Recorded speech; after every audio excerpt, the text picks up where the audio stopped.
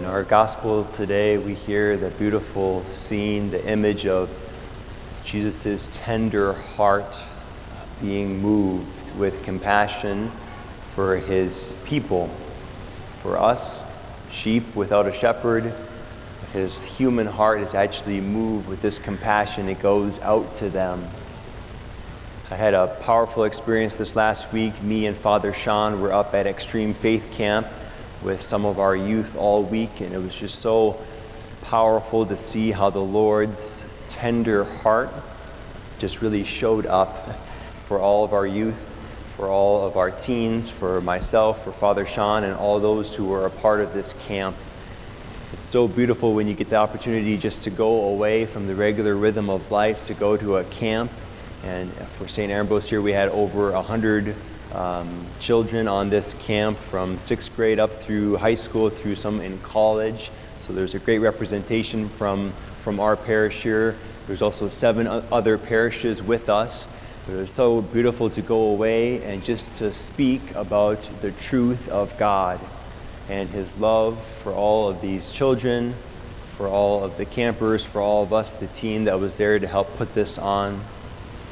And throughout the week, kind of ad nauseum, we just kept informing all of the campers that God is love, that he actually really loves you, and he really sees you, and he actually wants to have a personal relationship with you.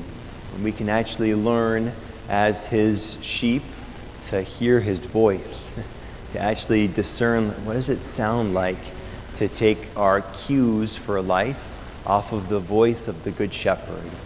How do we come in contact? How do we become tuned into that reality? So every day we're able to gather for Mass, we're able to read the Scriptures, we're trying to teach them how to pray with the Scriptures, Lectio Divina, a prayerful meditation of God's Word, just to hear his voice and to let our hearts rest there and say, how can we respond to that? How do we let that take us into a real encounter? But one particular thing that was really staying with me was one of the witnesses that one of the youth ministers gave. One of the talks, he just said he grew up in a family home where they practiced the faith, but not in a huge depth.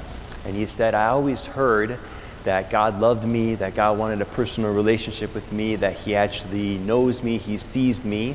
He said, but I never really believed that that was true. Maybe for other people, but not for me. Like, I know God is love and he's good, but I don't experience that for myself. And so in vulnerability, he kind of just shared his witness and saying, but eventually he got to a place where he just asked the question, well, perhaps this is true, and even for me. Perhaps it is true that God is love, that he sees me, that he wants a deeper relationship with me, and it's actually true for me. And just this little, perhaps it is true, opened up his heart to this powerful encounter with God.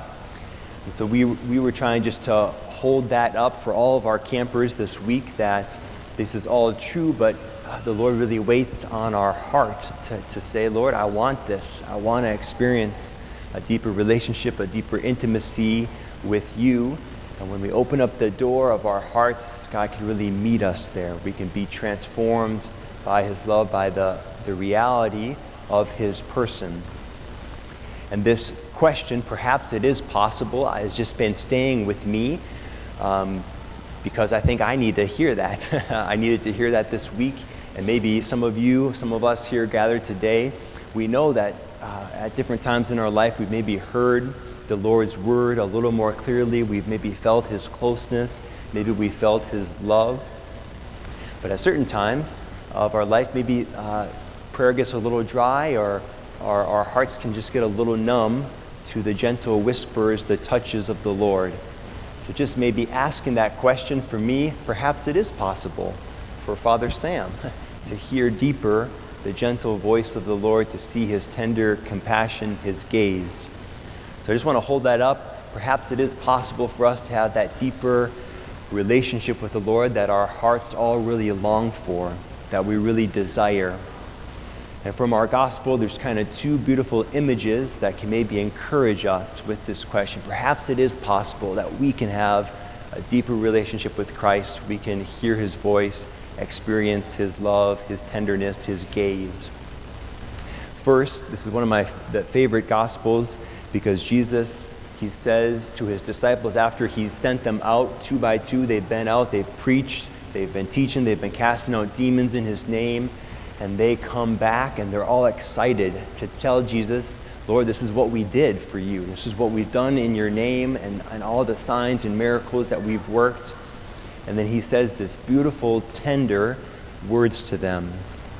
Come away by yourselves to a deserted place and rest a while.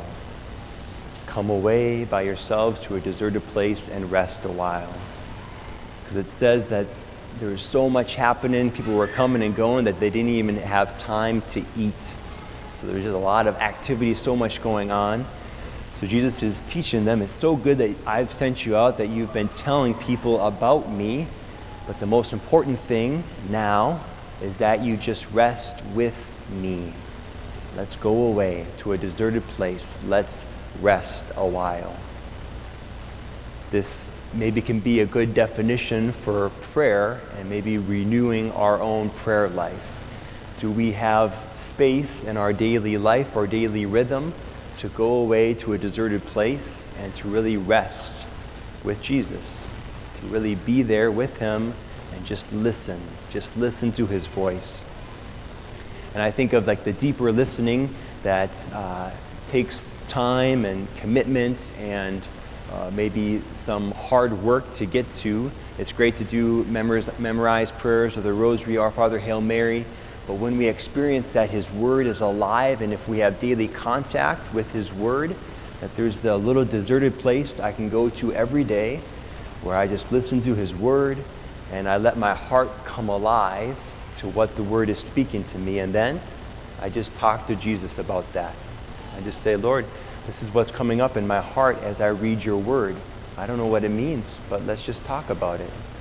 This intimate sharing of hearts, this depth of prayer that we know is possible. We want, maybe we've tasted it, but we can always be renewed to say, Lord, take me to that deserted place. I want to be refreshed. I want to be renewed in your love, in your light. The gospel continues that they get into this boat, they go to the deserted place, but then all these crowds, they end up seeing where they're going and they get to the shore before them. And I've thought about this a lot. I'm like, oh man. So the disciples really only have a short little time to rest with the Lord in the boat before they get to the other shore. So I prayed with this a lot and I thought, well, Lord, I just hope this is a really big lake that I'm just able to sit in this boat for a long, long time before we have to get to that other shore. But it's become like a mental image, a place of repetition where I can just go sit in the boat with Jesus across that lake and just be with him, rest with him. Secondly, though, but when Jesus comes to the shore, something so beautiful happens. His heart is moved with compassion on the vast crowds. This compassion, this deep longing in his heart to minister to these people. His heart is moved with compassion because he sees that they don't have a shepherd, that they need someone to teach them, to instruct them. So he gets out of the boat and then he teaches them. And what comes in the gospel is his sermon on the plain, the Beatitudes. He teaches them for the rest of the day, teaches them about the kingdom. But I just want to focus in on this tender gaze that Jesus has. This gaze he sees, and his heart is just moved with compassion. And that gaze is the same for you and I, for all of us, but that's how Jesus really looks at us. Sometimes we can maybe be discouraged. It's like, I don't know if I've ever prayed like I should before, or maybe I don't know how to pray, or what. Eventually, maybe the Lord's just going to kind of get fed up with, like, haven't you got it together yet? But that's not the voice of our gentle shepherd. He always looks with compassion upon us, and he always meets us where we are, not where we're not. So here in Freedom today, the Lord meets us. His tender gaze really wants to reach us. And he wants to maybe say some gentle words to say, why don't you come away to a deserted place and rest a while. Be refreshed by my love. Be refreshed by my heart. And I can say from my time at camp this week that so many of the campers experience just this immensity of God's personal love for them.